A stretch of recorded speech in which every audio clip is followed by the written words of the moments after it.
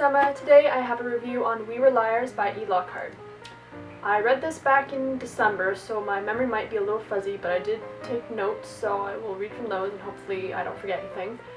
So first off, We Were Liars is about a family, the Sinclair family, and their rich family. They own their own island off the coast, the east coast of America, kind of near Nantucket, that little island off the coast, and yeah, they have a private island and they go there every summer to spend their summers there, and one summer there's something happens there, some accident or something big happens there, and then it's kind of like this secret, you don't really know what it is, so I'm not really going to say much else than that because it's better if you don't know a lot anyway. So the it's in first person narration, and the protagonist is a girl named Cadence, I'm not sure, I think it's Cadence though, and she's staying there with her cousins and her grandparents and her mom and her aunts. So those are like most of the characters that are on the island. I gave it a 4 out of 5. It was really, really good. There's been a ton of hype about this book on BookTube and how there's like a big twist ending and it's really crazy and it's just an intense book, and I was like, okay, I really have to read this. I want to see what all this fuss is about, and I can definitely see why people liked it so much and why they thought it was such a crazy book, because it was kind of crazy. And yeah, I very much enjoyed it. I enjoyed the writing style for a YA book. It's not your typical YA book. The writing style for once was very interesting. Like, it was a very mysterious kind of writing style. And it had this way of like shocking you when you read something. Like, it used these weird metaphors that like made you like reread it again. You're like, what? And then like, okay, it's just a metaphor. But I don't know, it was kind of a crazy writing style, and very strange, very mysterious, and this creepy kind of undertone, and it's very different from any other YA novel that I've ever read. And I love the setting because I've actually been to Nantucket Island and I loved the island. And although this isn't actually set on Nantucket Island, it's an island in the vicinity, because they do mention in the book that they go to Nantucket Island to like shop or something. I'm like, oh my god, I've been there, I know that place. So that was really cool, and so it brought back some memories of our trip when we went to Nantucket, and yeah, I love that place. So I really enjoyed the setting because of that, because I could kind of relate to it. I didn't expect the ending at all. Some people said that they could foresee the ending, and others said they had no idea. I was one of those people who had no idea.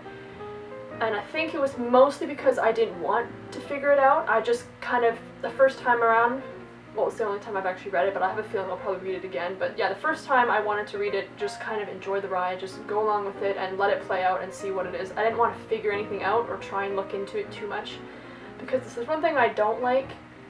I don't like predicting endings. I mean, sometimes I do, but I most of the time I really don't. I much prefer to have the surprise ending. So if an ending is really predictable for me, or I figure it out beforehand, then it gets boring for me. But for this one, I had no idea. I didn't see that ending coming. I had theories about what was going on, but they were all wrong, and this was actually kind of worse in a way. But yeah, it was. So yeah, but it was really good though. So I liked how I didn't figure it out. Okay, now I'm going to go into a spoilery section to discuss the book and its really shocking ending, because I have some things to say about it that I really need to say. So if you haven't read the book, I seriously suggest you do not watch these spoilers, because if you plan on reading the book, that is. If you don't plan on reading it, I guess whatever, but like, this is one of the books where you really don't want to have the ending spoiled, at least the first time around you read it. So I don't know, I'd probably stop watching right now, but that's up to you, whatever. So yeah, if you're gonna leave, then thanks for watching, and if you are going to stay, then let's continue.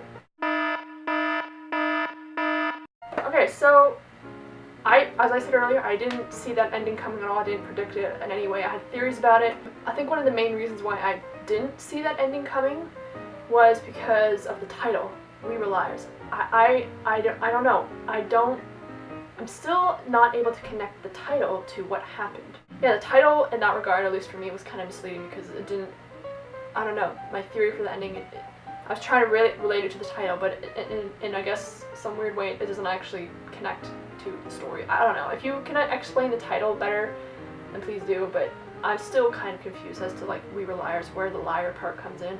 I guess the liar part comes in because Cadence's, her cousins who all died in the fire, I guess they were being liars because they were lying to Cadence that they were alive the whole time. I don't know. That's my theory of the title. title, but I still don't really know. My theories as to what happened is I thought that there obviously had been some weird accident, and I thought it involved Cadence, and I thought that maybe she had been like raped or beaten up or something really horrible had happened to her, and like maybe the friends had did it. I thought maybe that the cousins, I thought maybe her and her cousins had, and the friend and the guy friend Gat, I think his name, Gat.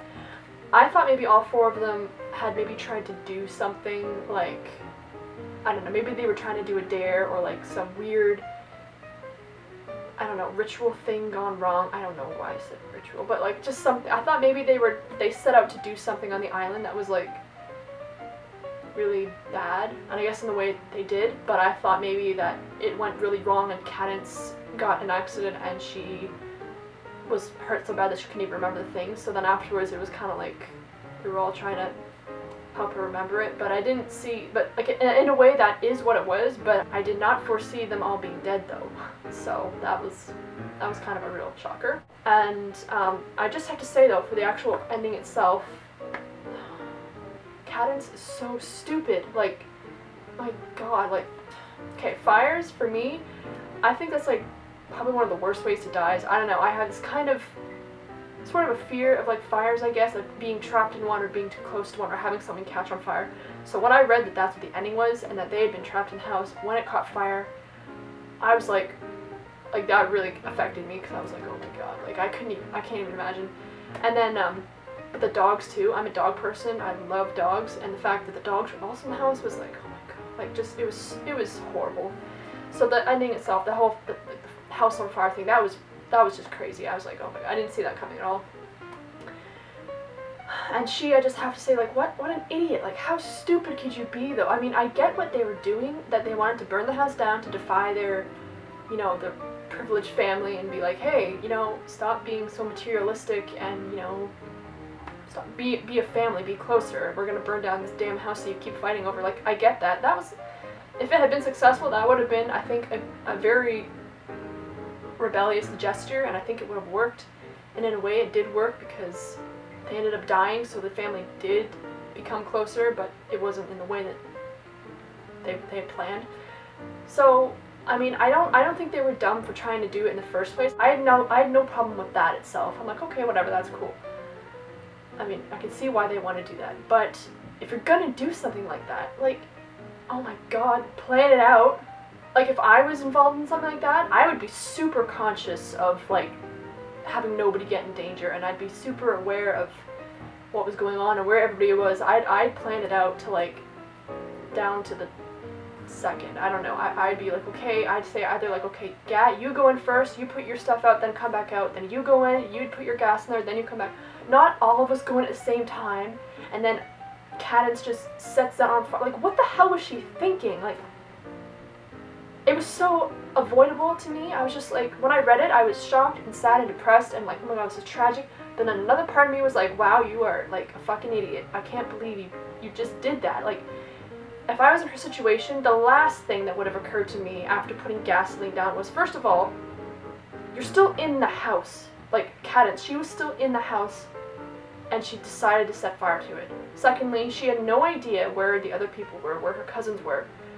But she still set the frickin' fire. Why would you be so dumb? Like, when you're involved in something as dangerous as setting a house on fire, like, frickin' plan it out. Yeah, and like my whole like fear of fires thing, for me in that situation, I would have been like, okay, everybody put their gasoline down and then meet back out on the lawn in like a few minutes, and we won't set the fire until we are all present. Also check the rooms for dogs and like people who may have stayed behind that you didn't know about. And didn't they even say earlier when they were playing it out that they were gonna like set fire to a rag or something first and then throw it on the thing from like a distance and watch it go up in flames?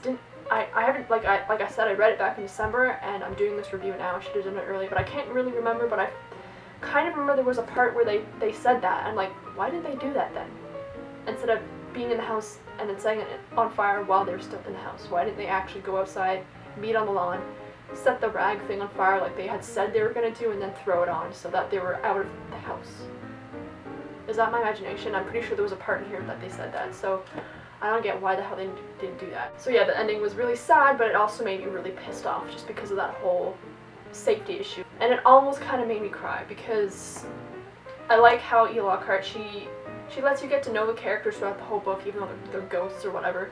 She lets you get to know them, and you kind of get attached to them, maybe you start to care about them, and in the end, all of a sudden, bam, it's like, oh, by the way, they're all dead. They've been dead this whole time. It's like, oh.